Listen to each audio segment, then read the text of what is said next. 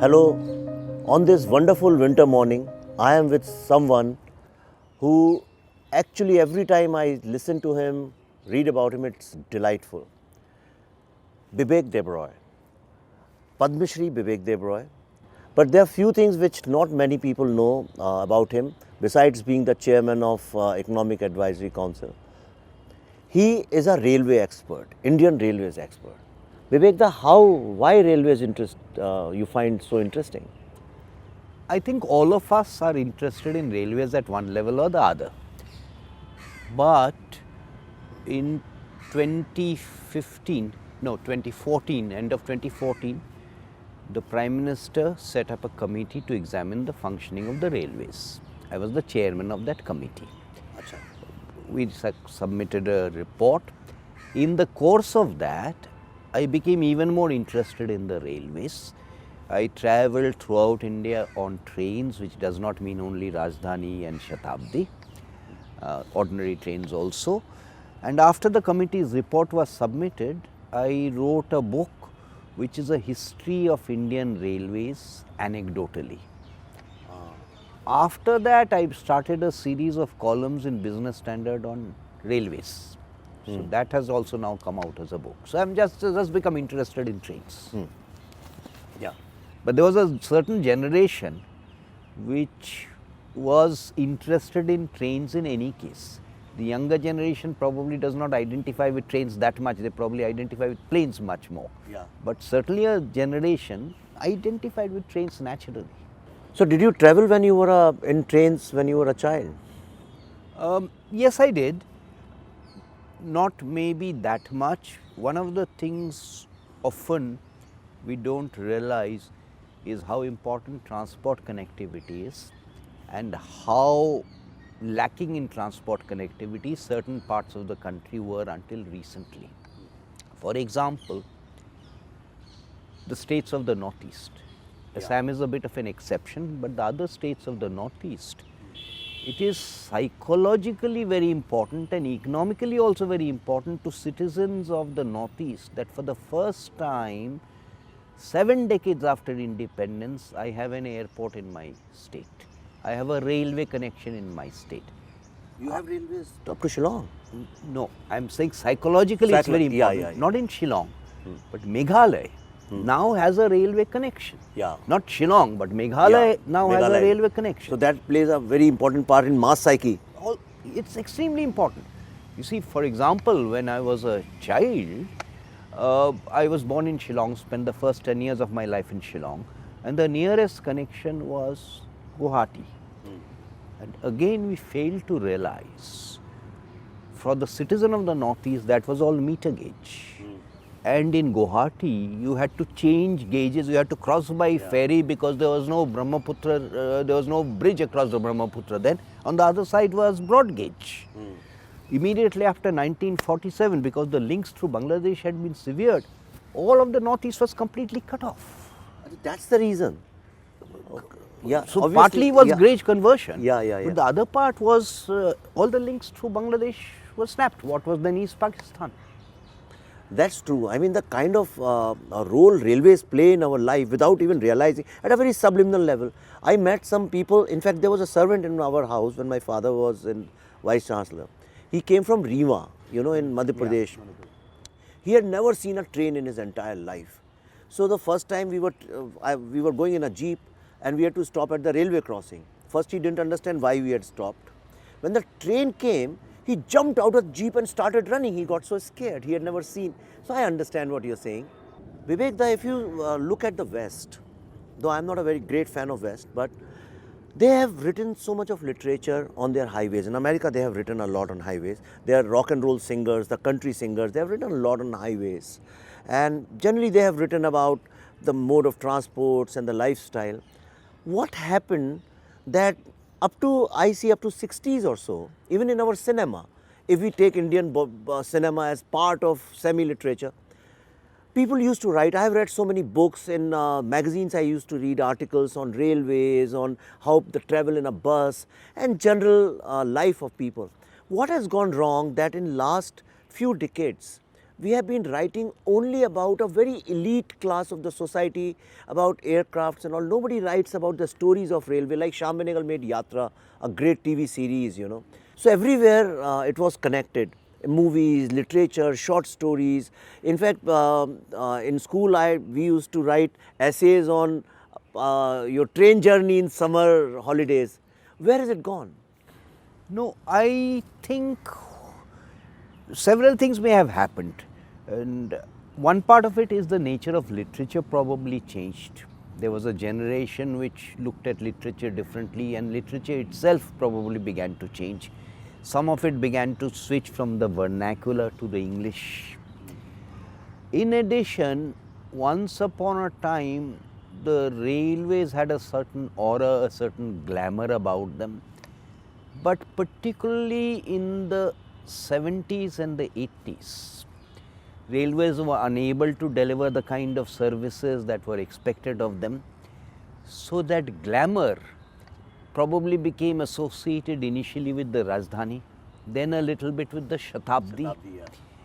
And I think that the day you begin to have bullet trains, the day you begin to have modern stations which are like airport terminals, which will begin to happen from next year, hopefully you will begin to reverse this. You also mentioned highways, but the highways in, whether it is in the United States or Western Europe, they are post Second World War II.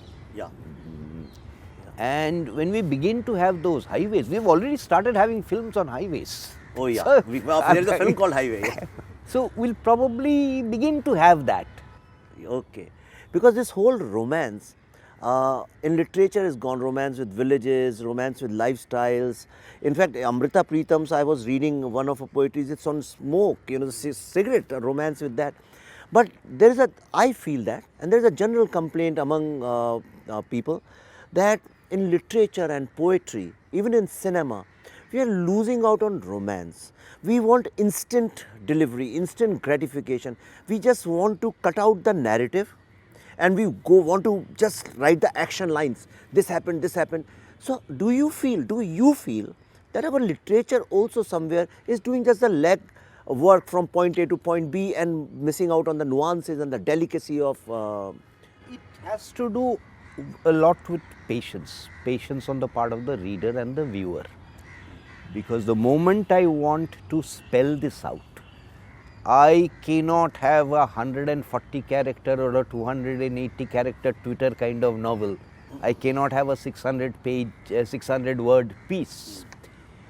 So you are making this point about films, literature, but I think it is a general point about a lot of the things that we do, that people are losing the patience in the sense of being prepared to spend time on something. Everything is not 2-minute Maggi noodles.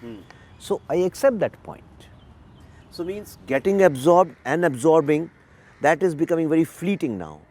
But it is not something that is only specific to India. I think it is happening throughout the globe. True. That's true. And that brings me with this impatience and fleeting audience. In case if you guys don't know, Vivek Da, of course, he's known as one of the topmost economists of this country, great thinker, and you must have heard his thoughts. Maybe a lot of people don't know that he's also an enlightened. One day Sanskrit happened to him. That's what I have heard. Is it true? Sanskrit, you did not study it when you were in school, and suddenly in your adulthood you discovered Sanskrit? Yeah, suddenly does not mean that suddenly On today one day. particular, I not understood. that. But yes, it is true. But if life is so long, then in one moment of life. I began to be interested in Sanskrit at the age of about, 35 to 40. 35. And I started to study it, but I started to study it really seriously when I was about 50. Oh really? 47, 48. So late in life? Late in life. So this, I have always regretted. And I believe there are just 2 people who have translated entire Mahabharata in English? Mahabharata... Or 2 or 3, I don't know. No, Very few people have. Mahabharata translated as in unabridged. There Yeah, are abridged unabridged. Yeah, translations. yeah. Unabridged in English, there are 3 people who have translated the Mahabharata. You are one of them. and you read the original Sanskrit text, and then you translated. How at the, I know, okay, this also tells a lot that anybody can do anything. This is also, I believe, a great achievement. So you started translating after you were 50. I said I began to study it seriously. Before that, I had done some translations which were abridged. They were not very good. I did some abridged translations of the Vedas, the Upanishads, the Puranas. They were abridged translations. They were not very good. They are still sold. A lot of people buy them. My serious attempts at translation started when I translated the Bhagavad Gita. Okay. So I translated the Bhagavad Gita first. That gave me the confidence. Then I did the Mahabharata. In the Mahabharata, when we meet Krishna, Krishna is already an adult. So question is asked, what about his childhood exploits? Those are there in the Puranas also, but it is also there in a text known as the Harivangsha. So after the Mahabharata, I did the Harivangsha. After the Harivangsha, I did the Valmiki Ramayana, the unabridged Valmiki Ramayana. So actually now there are only two people who have done unabridged translations of both the Mahabharata and the Valmiki Ramayana. No, that's a great service. After that, you see, there are these Mahapuranas. There are 18 Mahapuranas, major Puranas, Ashtadash Mahapuranas, and they are treasure houses of knowledge. Many of the things we do, those are based on the Puranas. So if you have Shraddha ceremonies, it is from the Garur Purana. If images of gods and goddesses are constructed in a certain way, that's from the Agni Purana. Now the trouble with the Puranas is these Mahapuranas, all of them have not been translated into English. Yeah. In unabridged form. Popular ones like the Bhagavad Purana have been. And Hindi ones are not easily available. The serious... Hindi ones are available. Gita Press is more or less available. These days it is not marketed very well. Yeah. Available to hai. So I have now started on the Puranas. Bhagavad Purana has been done, will be published next month. Okay. So now one after another I will try and do the Puranas. Okay, so generally in today's time, parents are always worrying that their children, should learn Indian values, and everybody who think these days is fighting for what are Indian values, what was the history and all that. A lot of people blame it on education. Okay, and I also I'm realizing that what I learned in my schools was not the correct picture of this country. And the only way we can show the correct picture is when they have the original texts available. But my problem is primarily that we either make it too complicated and too complex and intellectualize it. On the other hand, there is a plethora of these mythological books and novels and everything where people are going into pop culture and they are distorting history, calling it mythology, and things like Devdutt is doing it, very different version of Indian this thing. What can we do so that we bridge this gap and we make it simpler and we really make it popular and cool, as they say? What can be done? We have a generation which no longer knows Sanskrit. True. We have a generation which increasingly does not know the vernacular languages also. True. The Sanskrit Pandits are not interested in translating these things into English. What I am trying to do is to tell people in English, because there is a generation which is familiar much more with English than with the vernacular, that this is what the text says in English. I have done a faithful word-for-word translation. The question you are asking is for people to analyze it, present it, interpret it, going beyond the very dumbed down kinds of things that float around on TV or in print form. But I don't have the time to do it. So I am just doing the small bit. But yes, absolutely, the younger generation will happily perform the Samskaras. They will touch your feet, they will recite the mantras, but they will never ask what is the rationale behind all this. And someone has to explain it to them.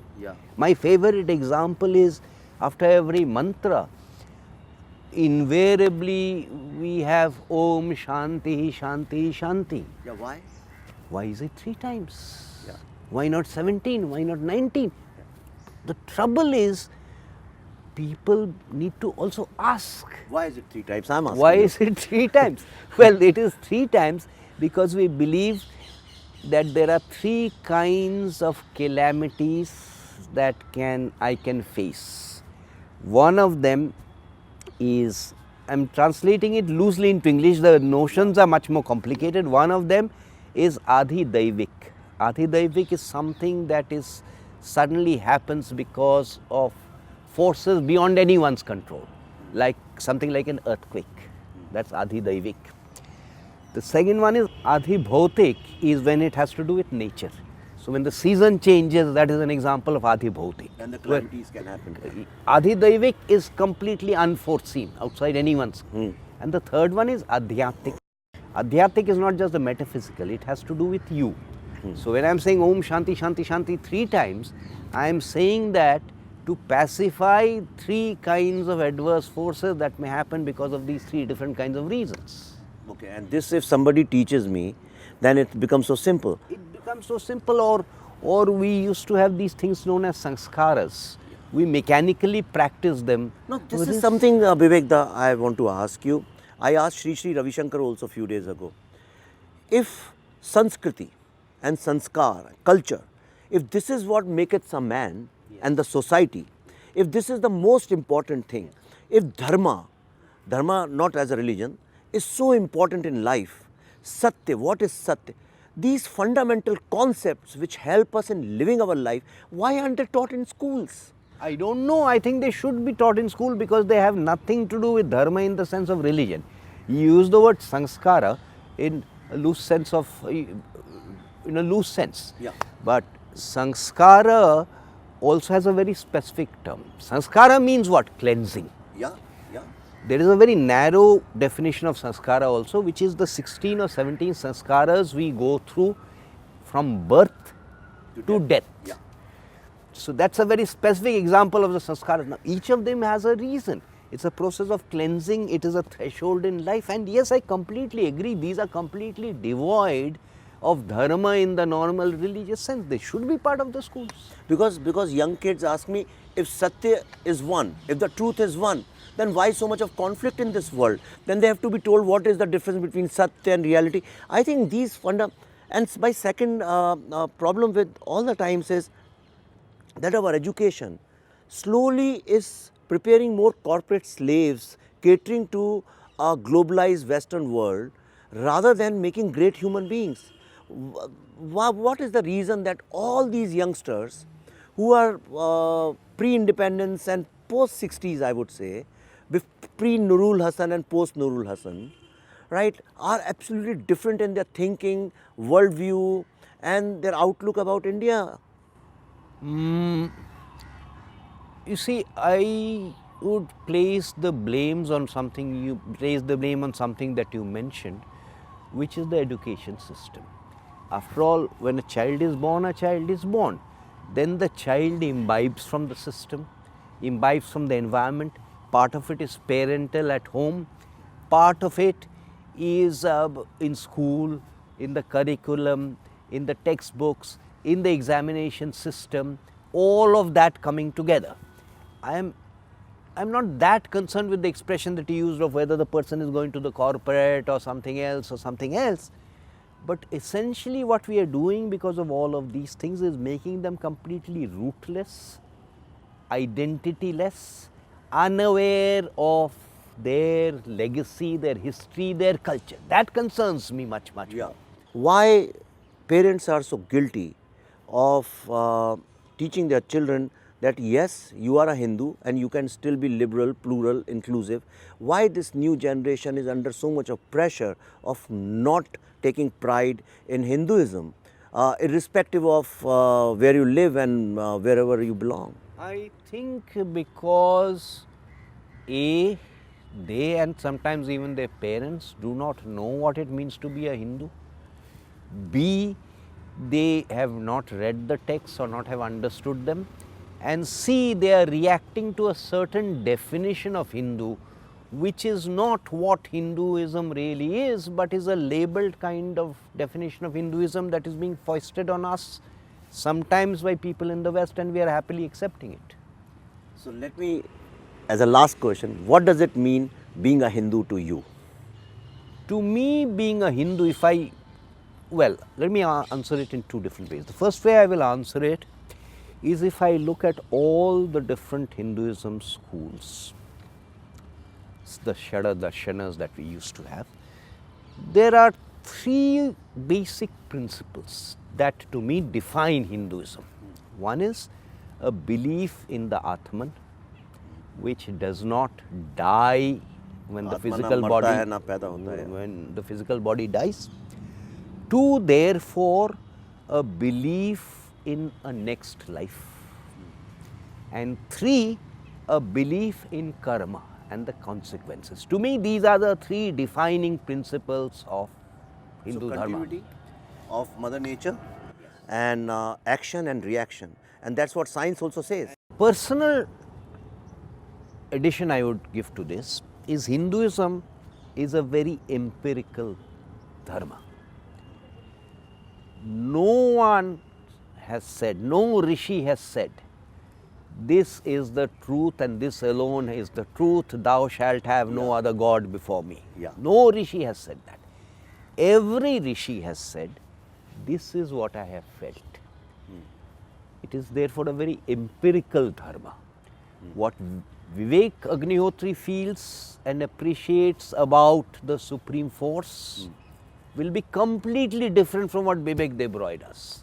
So this is the sense of empiricism. This is the test of science. So Hindu Dharma actually is a very scientific way of looking at the way everything functions. Yeah, that's what I believe. In fact, if as a filmmaker I have to say, I look at India or Hindu civilization as a story of a hero. I mean, we were at the apex of greatness and the scientific understanding knowledge. Then whoever started coming in here, we started involving them, accepting them. Then we were totally thrashed like Amitabh Bachchan is beaten in a movie, and people left us saying, in fact, I was reading, there was a meeting after our independence in Italy of all agricultural experts, and they said, quote unquote, that this country is going to die of hunger because we had no food grains. They actually said that. Yes. And a lot of people said democracy is not for India, you know. But I think somewhere our DNA was so strong, we know how to survive, that every time we rise up, that's what Aurobindo said. And that's why Hindu civilization is one of the only surviving alive civilizations. Do you believe that it's our DNA to survive? No, I do believe it, and the roots of democracy are very, very strong in India. Go back to thousands and thousands of years. And yes, you are absolutely correct that there were a series of reports that came out towards the end of the 60s suggesting that India would not survive. But India and Bharat has survived, it will continue to survive. And I think Vedanta helps you to appreciate it. Yeah, I think so. Because Vedanta essentially tells you that you are insignificant. You are insignificant, you should not have any pretensions about changing the world, because the world will continue regardless of whether you exist or you do not exist. In exactly that same way, any attempts that are transitory attempts to disrupt Bharat are transitory attempts. They will leave no impact on a civilization which has lasted for something like 5,000, 6,000 years now. That's true. And I think this story will continue. And so keep writing more. Please enlighten us. And I would recommend that read Mahabharat. In case if you have not, I think it will, if nothing else, you cannot complain that your child has not been gifted. And I think this is one thing I have a lot of complaint against parents. They have stopped gifting books. And even if you don't read, when you are surrounded, like plants, when you are surrounded, feels good when you go in woods. Similarly, when you come home and there's a room full of books, it really feels good, you know. You feel as if you have, you're part of a collective wisdom of the world. So keep writing. Namaskar. Dhanyavad. Namaskar.